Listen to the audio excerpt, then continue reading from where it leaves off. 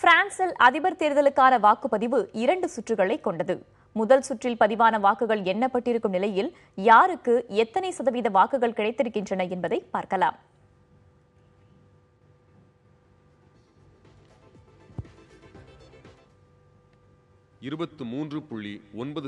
வாக்குகளை பெற்றிருக்கிறார்.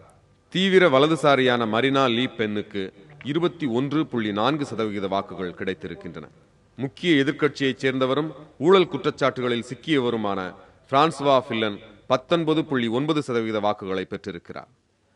தீவிர இடதுசாரி கட்சியைச் சேர்ந்த மெலன்கானுக்கு 19.6% வாக்குகளும், ஆளும் கட்சியைச் சேர்ந்த பெனாய்ட் கமோனுக்கு 6.4% வாக்குகளும் கிடைத்திருக்கின்றன. யாருக்கும் 50% வாக்குகள் கிடைக்காததால் வரும் மே 7ஆம் தேதி நடக்க இருக்கும் 2ஆம் சுற்று தேர்தலில் இமானுவேல் மேக்ரனும் மரினா லீ பென்னும் போட்டியிடுவார்கள்.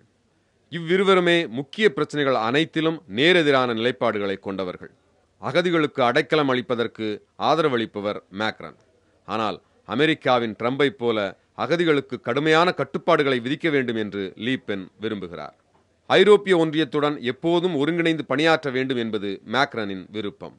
ஆனால் ஐரோப்பிய ஒன்றியத்திலிருந்து பிரான்ஸ் விலக வேண்டும் என்று லீ பென் அறிவித்திருக்கிறார்.